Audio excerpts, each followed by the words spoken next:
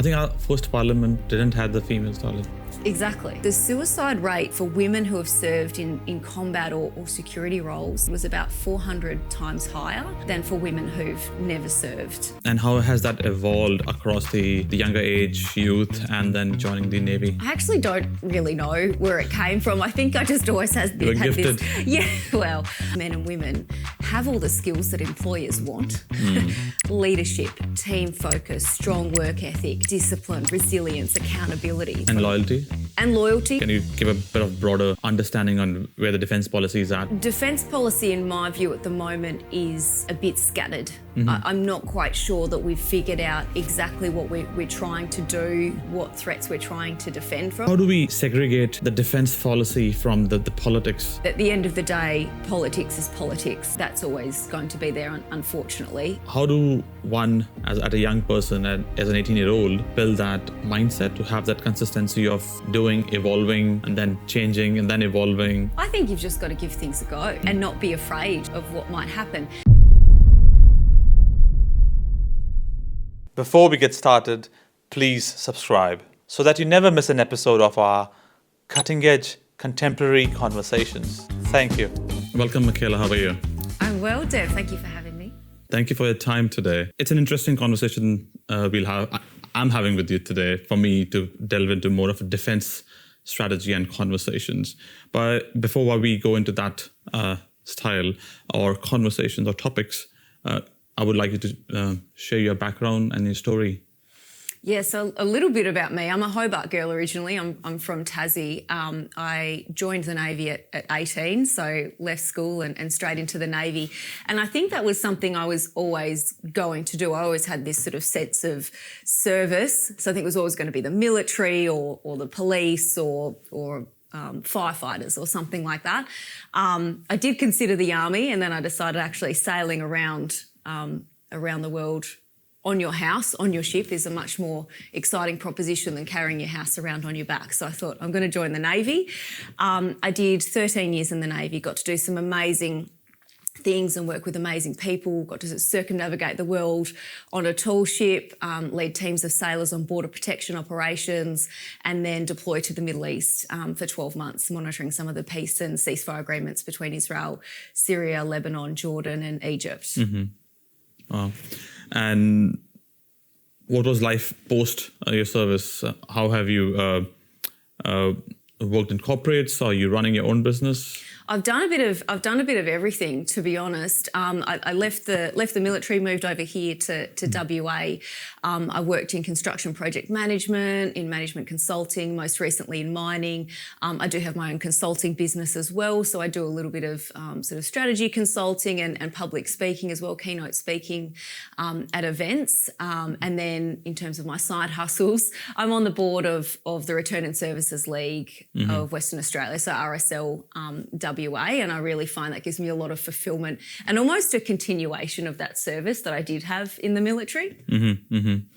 I would like you to a bit more elaborate on the idea when you were a young person and young girl, the idea of service, where it came from, and how has that evolved across the younger age, youth, and then joining the Navy? I actually don't really know where it came from. I think I just always had gifted. this. Yeah, well, I don't know about that, but I always had this sense that maybe there was something bigger that I was a part of. You know, it wasn't all about me. It was actually about how can I contribute to make things better for other people, or contribute towards something that's actually bigger than me. And of course, you can find that very easily in the military. I think in terms of how that's evolved, I mean, you do latch onto that when you're in the military, and probably in other sort of service type organisations as well. But I think the military probably provides the best example of that. It just happens naturally. You are part of something bigger. You're serving your country. You're part of this team. There's always a broader objective that you're working towards, no matter how frustrating or annoying the task that you've been assigned to do might be. You can kind of always see the light at the end of the tunnel. Certainly once I left the military, that was probably something that I struggled with a little bit. I'd lost that real sense of purpose, that sense of service when I left, and I was sort of like, well, what happens now? Do I just sort of work in this 9-to-5 job and go home every night and that's it? What's the bigger calling? So that's what I really liked about the opportunity to get involved with the RSL, is that it was that continuation of service for me and giving back. And there's lots of examples of that. You look at somewhere like Rotary International, really service-based organisations, and there are organisations doing great things like that. But in terms of that real driver of how do you contribute to something bigger, I think there's nothing like the military. Mm-hmm. In terms of how do you, working for 13 years in the forces, how has that mindset changed or evolved? How the way you think, the way you look at problem solving, the critical thinking, how has that evolved, or how has that played in your life after? Well, I joined the Navy at 18, right? And obviously I knew it all at 18. As you? As you do. I really needed those first few years in the military to help me mature. I mean, you generally, you're 18, you're bulletproof. You think you know everything. You've got the world at your feet. And I needed those few years and probably a bit of that discipline as well to just help me mature and understand here's how the world actually works. In terms of what it taught me, I mean, I look at myself now compared to the 18-year-old. I mean, I think they're probably, I wouldn't say unrecognisable, but certainly two very different people. And obviously the military recruits people in because they see that there is something there. There's some kind of potential that they can then build and grow. In terms of what I've learnt and then how I'm able to apply that, certainly the discipline is a big one. And I'm not talking about, listening to orders or barking orders at people, but the discipline in terms of how you conduct yourself, how you react to things, how you perform in a team. Again, going back to that service, it is all about the team. It's not about you as the individual. It's about how you contribute as a team. And then you mentioned sort of critical thinking, and the military has a very sort of set way of how you might approach things and think about things. It's quite structured. But of course, in the military, you have to deal with a lot of ambiguity. You don't really know what's going to happen when you go to execute your mission. But you have to be able to really think on your feet and then adapt your plan to whatever is coming at you. And how has those skills translated, because you are leading teams, you're executing missions?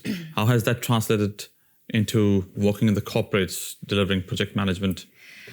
Actually remarkably well. And it's a bit funny because actually veterans or, ex-servicemen and women have all the skills that employers want. Leadership, team focus, strong work ethic, discipline, resilience, accountability. They have all these things that are actually really amazing qualities to have in employees. And I think I've been able to apply everything. And loyalty? And loyalty, correct. Sometimes maybe too much, because often in the private sector there's not a lot of loyalty that kind of is reciprocated. But definitely all of those skills that veterans bring are what employers want. Unfortunately, a lot of the time it doesn't translate. So what's on someone's CV doesn't quite translate into corporate speak. And so traditional HR recruitment methods are actually not great for veterans because they don't pick up on the skills and the qualities that these people have. Even more so when you start looking at, AI is now being increasingly used in the recruitment stage. Actually, you can teach people the specifics of your business. It's really difficult to teach some of those core skills and qualities that veterans have. And from a point of view of your observation post and the armed forces, how have you seen the defense policy evolved as a country? But before you go there, can you give a bit of broader understanding on where the defense policy is at? Yes. Defense policy, in my view, at the moment is a bit scattered. I'm not quite sure that we've figured out exactly what we're trying to do, what threats we're trying to defend from. And I think you can then see that play out in how the Defence Force is performing at the moment. And I don't mean that to be critical of servicemen and women. They're doing amazing things with what they've been given. But there doesn't seem to be a holistic plan for how we're going to sort of look after ourselves. More recently we've seen the government saying, we're going to step away a little bit from the United States. Well, I'm not quite sure that we've actually got the capability to defend ourselves if it did end up in that situation. Mm-hmm. So we're going to have to rely on allies at some point. I also think that we've been too slow to adapt to new technologies. And this is an interesting one in the defence space, because defence capability is big, it is expensive, and it takes a long time to develop and build. So often by the time you've started a procurement process for a particular bit of equipment, a ship, an aeroplane, a tank, an armoured vehicle, by the time you actually get that, some of the tech is quite outdated. So you're almost immediately having to upgrade upgrade equipment, and that's just the way it is. I don't know that you can actually avoid that. But there's other ways now that other capabilities that are just being used to great effect that we probably should have jumped on a bit sooner. If you're looking at the use of autonomous underwater vehicles, drones, which actually are relatively cheap compared to, say, a ship or a fighter jet, but also de-risk our capability a lot, because it means you're not having to send people to the front line as well. And at a time where we're really struggling to recruit people into the Defence Force, well, we kind of need all the help we can get. So why wouldn't we be looking at some of these autonomous solutions as well? Mm-hmm. Across last 2 decades, the stagnancy on the recruitment is one of the key things conversation being having. What do you think are bigger reasons people don't see joining the forces as an attractive career, or they want to serve? I don't quite know, to be honest. There's been a few sort of thoughts around why this might be. There was a really interesting piece probably a couple of months ago now by Peter Lee. He was a former chief of army, who sort of suggested that a lot of it comes down to maybe we don't have so much national pride anymore, which is why people are like, well, why would I sign up to something that I'm not actually that proud of, or I don't necessarily believe in? I think there's probably an element of that. I'm not sure that it's the whole thing.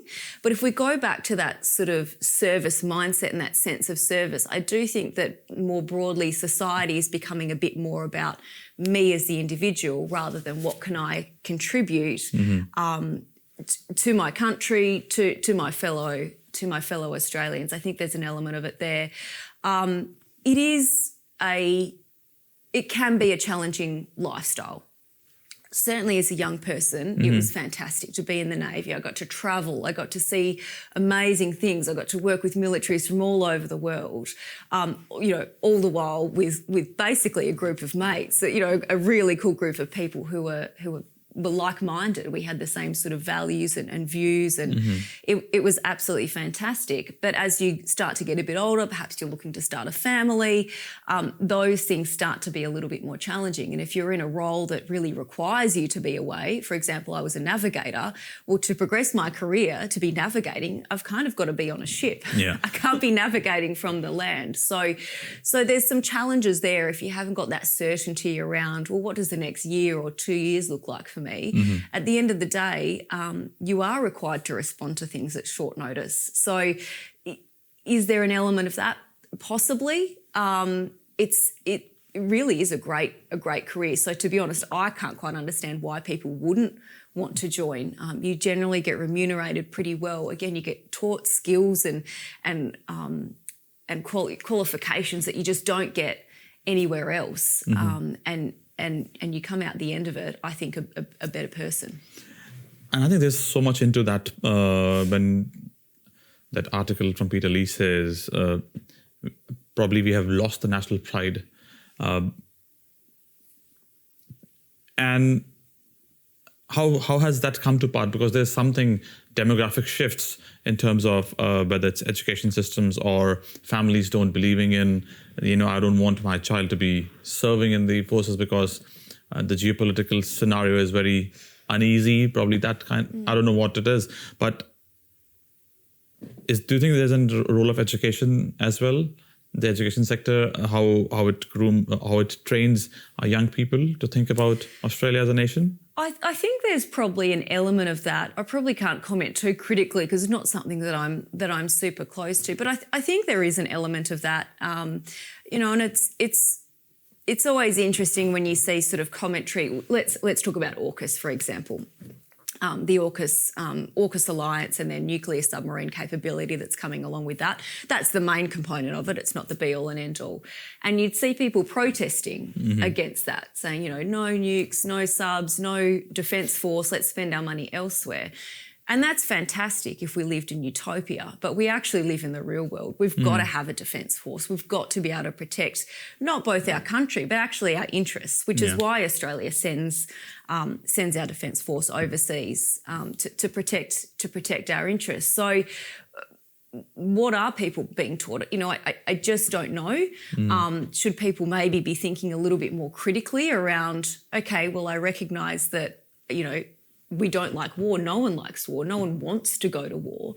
But the reality is that that's what humans do. If you look every sort of 40, 50 years, there's a fairly significant conflict, sometimes even less in less time than that. So I think there's an element of realism there that probably needs to come to the fore.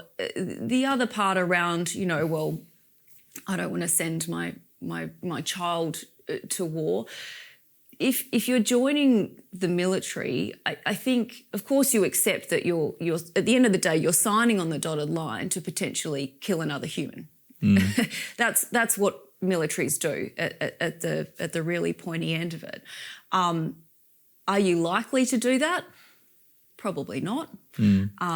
Maybe if you're in a very specific combat role, okay, sure.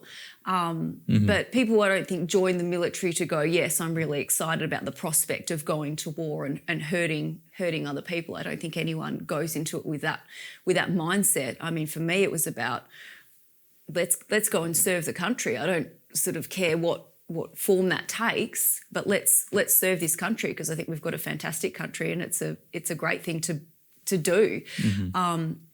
Personally, the pride that I've felt wearing my uniform, particularly on, say, Anzac Day, marching down St George's Terrace here in Perth or in Sydney. I've done an Anzac Day in Singapore and in Ballarat in regional Victoria. And the pride that I've felt and the support that the community has given both me and my colleagues has just been unbelievable. How do we segregate the defense policy from the politics of the changing politics? How do you, because the defense policy gets muddled with the politics of the day, whichever side it might be. So how do you segregate? Because I think defense should be sovereign in terms of the policy point of view, the way it should be run and it should be driven. How do we do that? I don't know that you can. At the end of the day, politics is politics, and that's always going to be there. Unfortunately, as with pretty much every public policy setting, it should be above politics, but we know that isn't always the case. There have been examples where there is a lot of bipartisanship, and we have seen that in AUKUS. There's probably slightly differing views on exactly what form that takes and how we approach it, and I think that's good. I think you do need that sort of natural friction there to make sure that you're getting the best outcomes.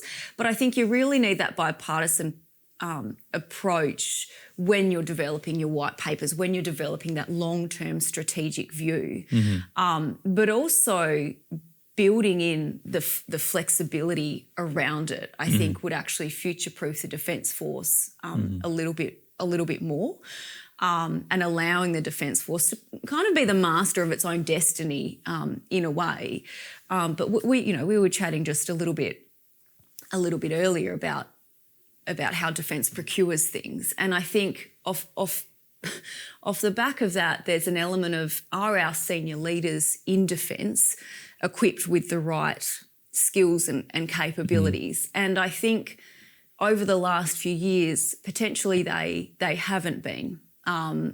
They've, I think, been muzzled in a way. and maybe felt that they couldn't speak up and say when things within defence weren't quite right. And I think that's probably contributed to where we are now in terms of some fairly dire straits for our capability, both in terms of material capability and actually for our people capability as well. And I think that maybe if some of our leaders felt that they could speak freely to government, then perhaps maybe some of these settings might have been able to be adjusted to get the results that we needed. And it has led to that scenario that people don't feel free, or leaders don't feel free to say because they might have been suppressed in the past, or that's a learned behaviour. Oh, look, both. I think to your point, I think now politics is so deeply ingrained in almost every aspect of public policy that it probably makes it a little bit challenging. Maybe not just for defence leaders, probably leaders across many government departments.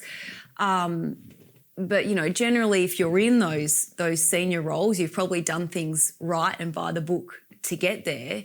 But to be honest, once you get there, you can't be a yes man or a yes woman. You need to be saying it how it is, so that our leaders, political leaders who maybe don't have a background in defence, who don't understand what it all means, can actually get a full appreciation of what is happening on the ground with the men and women who are doing the work. And what's your observation on, from a veteran's point of view, in that space?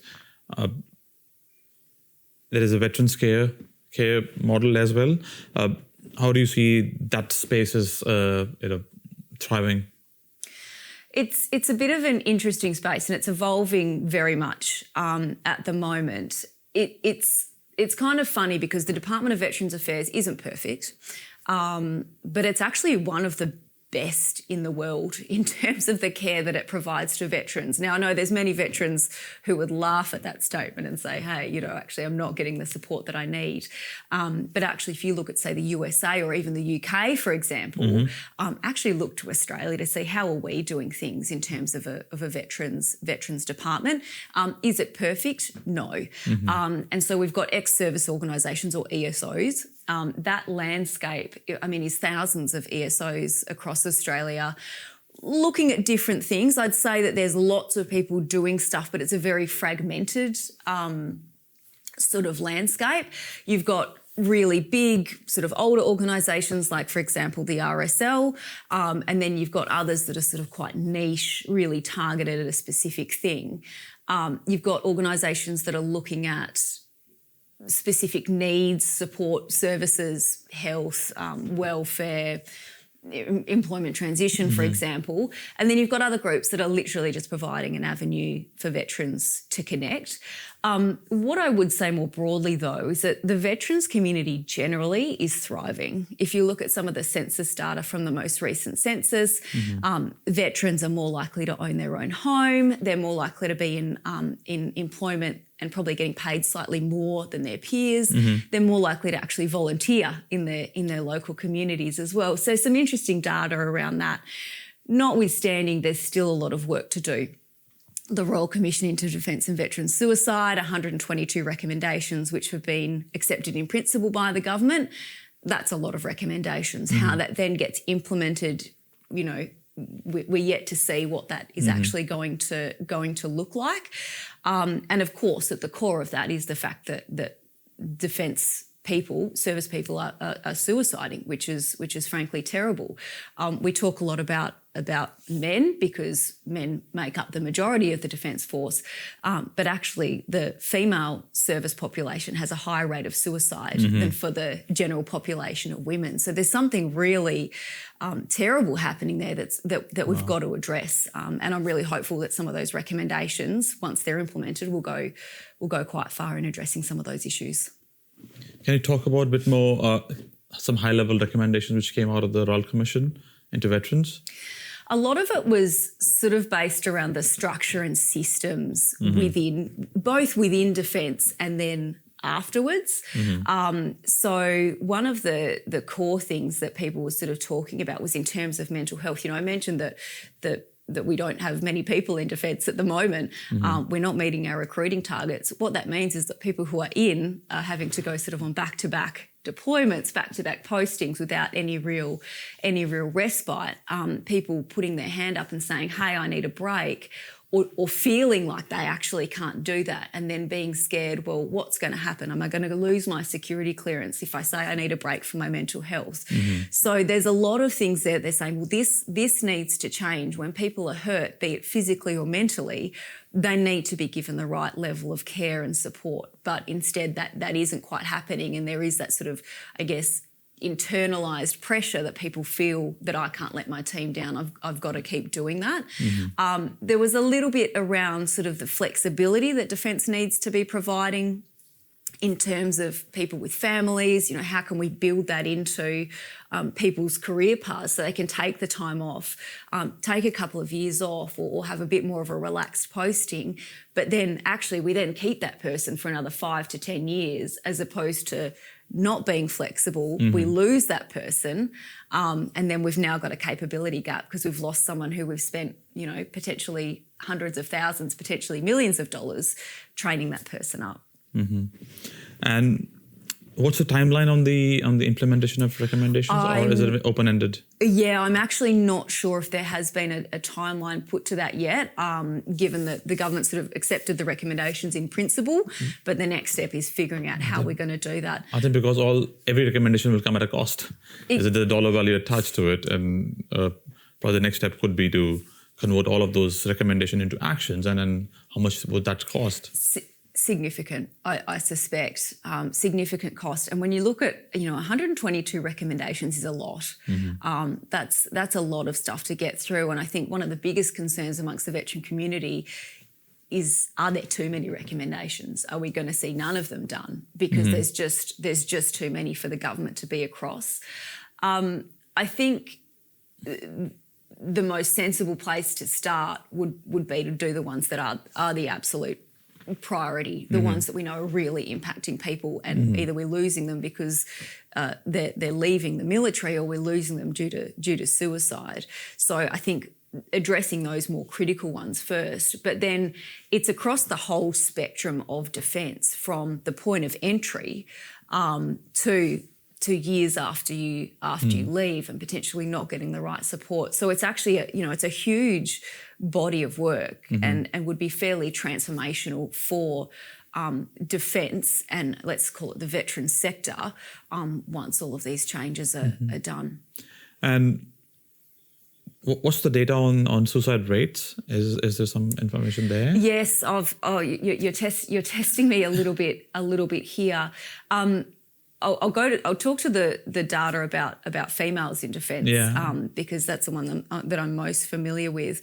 The suicide rate for women who have served in combat or security roles, off the top of my head, was about 400 times higher than for women who've never served. The data is not quite that high for the blokes, but again, there's more men in defence, therefore more men are suiciding if you look at the data in a really crude sense, like that. So there's something happening there. Do I think it is because the women that are serving in the military aren't resilient? No, absolutely not. I think there's something not quite right there in terms of the systems and the structure that defence has in place that potentially hasn't evolved since women started serving. Women do have different needs to men, and I'm not sure that defence has adapted quite. So the structures are designed more towards a masculine army or a male army. Yeah, they definitely are. And if you're thinking about barriers to service, women want to contribute, right? Women wouldn't join the Defence Force if they don't want to. Yeah, if they didn't want to, if they didn't feel like they can contribute. But just a few years ago, in 2020, I think it was, so not that long ago, the Department of Defence actually put out a placemat, a one-pager, with a diagram of a female soldier in uniform, and the title was something like, "A woman is not a scaled-down man." I know that. I think most normal people will know that. But yet apparently Defence felt that people within their department didn't know that women had different sort of biological makeup and therefore had different needs when it comes to their service. I mean, if we can get a bit a little bit crude, another example is Shiwis, you know, devices so that women can urinate. Obviously, the plumbing is a little bit different to that of blokes. So, you know, in 2016, when I was still in the military, that was being discussed. You know, do we issue Shiwis to women so they can urinate when we're out in the field, when we're doing stuff and don't have access to toilets. As far as I know, that still hasn't happened. But that's something that's just really easy to provide a bit of dignity to women when they're serving. A colleague of mine who is a fast jet co-pilot, she, I think, was one of the first women to be serving in fast jets. And this is in the early 2010s. She didn't have a way to go to the bathroom in a jet. The blokes did, but she didn't. So when you're spending 7-8 hours in a fast jet pulling G's, you're needing to drink a fair bit, and you've got no way to go to the toilet. Like, it's kind of unbelievable. You'd never say to a bloke, "Oh yeah, you've just got to sort of deal with this." Yet we were kind of asking women to do that. I think our first parliament didn't have the female toilets. Exactly. It's just it's these sort of barriers that are really easy to actually get rid of and to allow women to contribute fully to service. In another hat that I wear, I'm an ambassador for Women Veterans Australia. A relatively new organisation, but they're focused on exactly that. You know, women have got a lot to offer. So how can we just make sure that women can perform at their best when they're serving in the military, and how can we give them that connection once they leave service? A bit of a sisterhood. And also, it'll be different messaging for young girls to be saying that, you know, you should come and join the forces. The messaging will probably be different. Yeah, and is it? Well, I think it is. I don't know if you've watched any recruiting ads lately, but they very much feature predominantly women. Yeah. And part of that's interesting as well, and it sort of reminds me of what we were just talking about around the why aren't people joining. If you look at the ads for the Defence Force now, they're very much all about self-actualisation. They're sort of about me. How do I exist in this ecosystem of the Defence Force? Whereas you look at maybe previous ads, certainly from when I joined up, and they were a lot more focused on that team and that sort of service. Yeah, so it's interesting. But yes, I think there are different things that would appeal to women, and you kind of see it in the ads. You know, they're promoting that. Here's the variety that you get. You know, you can still go home to your kids of an evening if that's what you choose to do. In having a family, that the military does have that flexibility. Of course, what happens in recruiting versus the real world is sometimes a little bit different. But I think there are good changes happening within the Defence Force, and men and women are being given a little bit more choice with terms of their careers and how that actually plays out practically.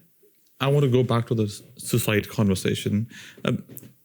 Are there more suicides as a population versus the people who have not served versus people who have served versus not served? Are there higher rates of suicides in the people who have served? There is, yes. And the rates really spike for those who have worked in those very specific combat or security roles, yes. And in terms of, are there any telltale signs or coping mechanisms people use or people talk about when they are into that downward spiral of mental health, which are generally accepted best practices to cope? I think historically in defence, and also as a society more broadly, I think now we're much more open to talking about mental health and potentially preventing people from suicide as well. I think in defence now that is changing. Previously it's been no, you just get on with it and you stay strong and you don't talk about your feelings. I think that's changed a lot, certainly since I joined, but certainly over the last, say, 20 or 30 years. When you join the Defence Force now, you are given training on, what to do if someone is thinking about suicide or you see changes in them. How do you assist that? Defence has a lot of support networks within the organisation. We've got chaplains who are who have multi-faith sort of chaplains. We've got chaplains who are no sort of faith and non-denominational as well. There's psychologists. There's I guess your mate network as well, and I think that's probably the number one is reaching out to mates and knowing that you can reach out to your friends. So there are a lot of support networks there.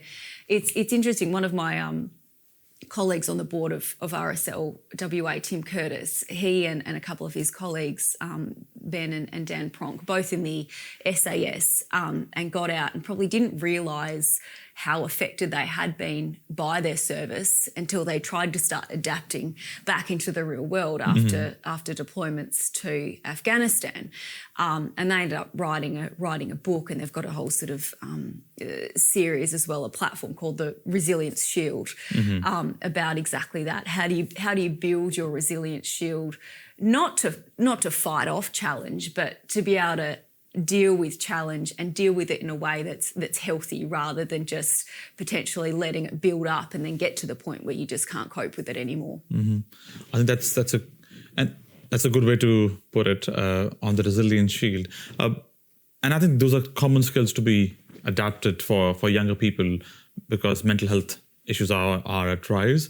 More people are, consider themselves as bad mental health in some way or form.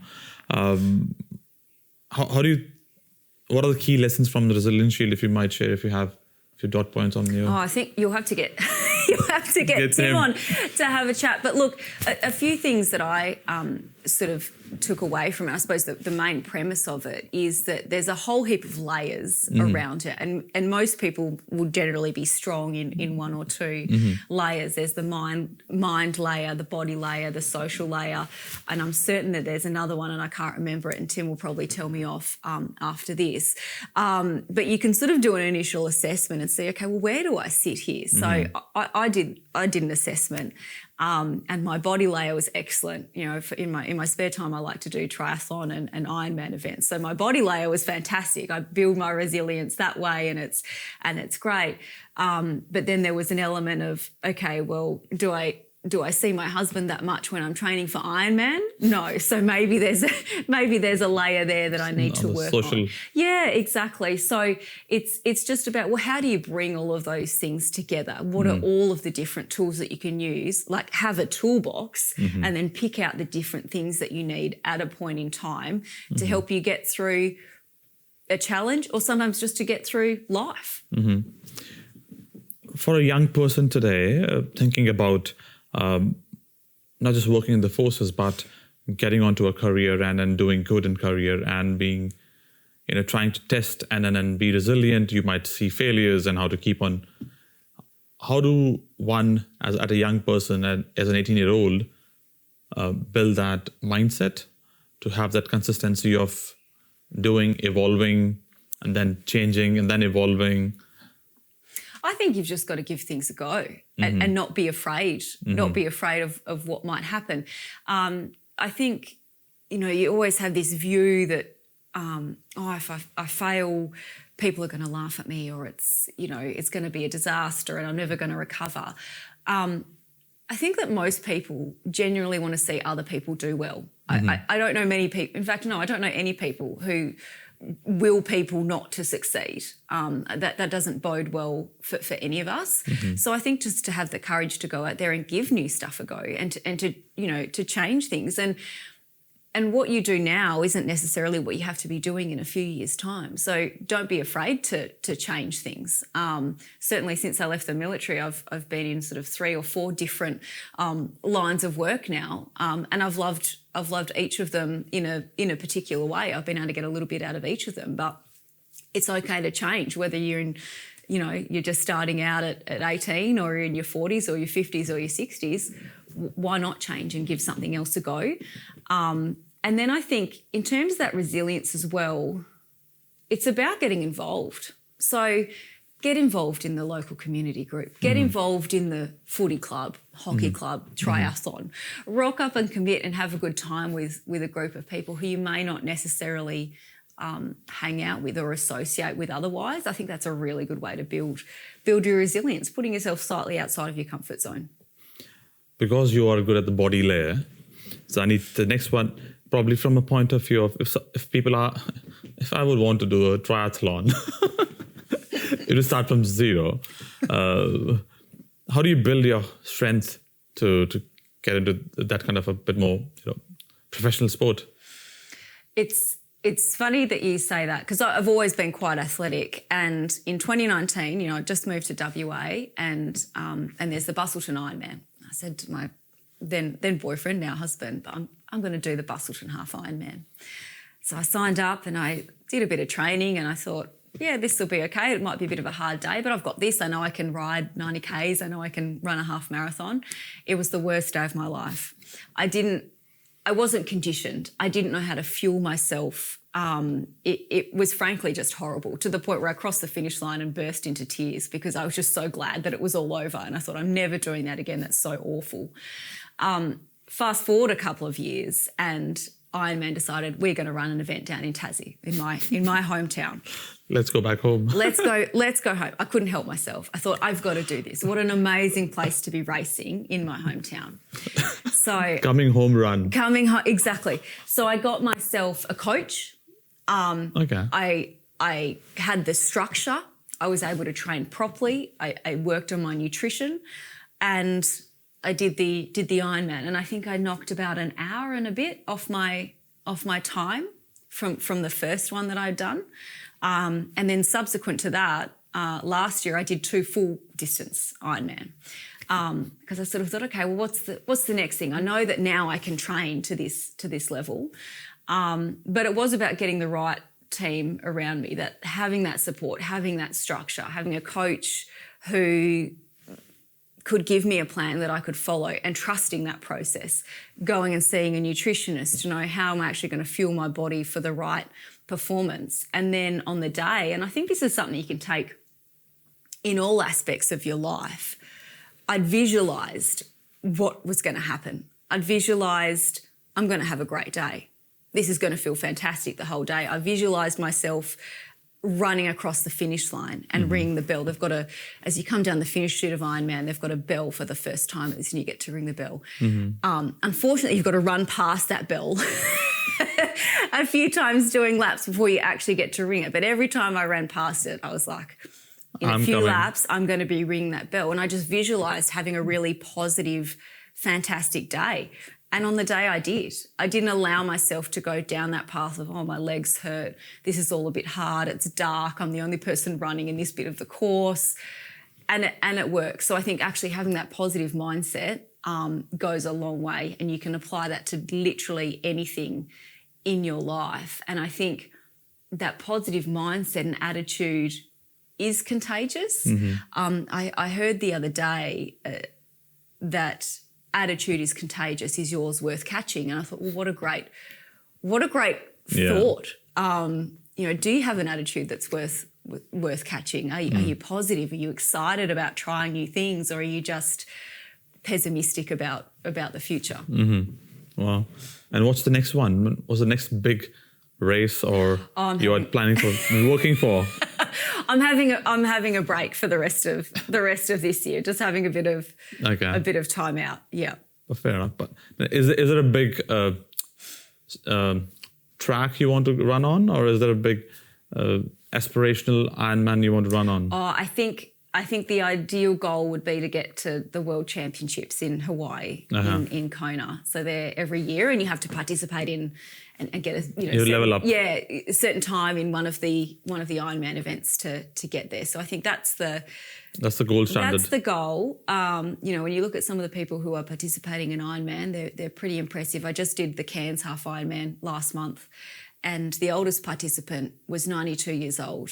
Goodness. And he finished in 10 hours something. And I think, okay, well, I don't have an excuse anymore. You know, this bloke's done the training and he's gotten here and run this event. And that's the fantastic thing about getting out there, putting yourself out there into something like Ironman or the footy club or, you know, whatever the extracurricular activity is that you get inspired by other people, you learn stuff, and it kind of smashes your excuses as to why you're not involved and why you're not doing something, because there's all these other people there just building this amazing community, and it's a really cool thing to be a part of. In conclusion, if you have to sum up the way you think, the way you approach things, and you know, keep on moving, and you're very resilient to change. You are not many people like change, and I don't like change too often. Too many times. I've got enough change so many times in my life. But I think it's a good mindset you have if you can sum it up, the way you think and the way you approach. Oh my gosh, I haven't actually given that much consideration before. To be honest, I don't actually know that I do think about it. I think I just go and do it. Because I think if you overthink it too much, you maybe come up with reasons or doubt as to why you couldn't or shouldn't do something. So I think, you know, when opportunities present, when something presents to you in life, just go for it. Just give it a go. And the worst thing that happens is it doesn't quite work out, you know, and you can move on to something else. Lovely. Thank you. Thanks, Dev. Great chat.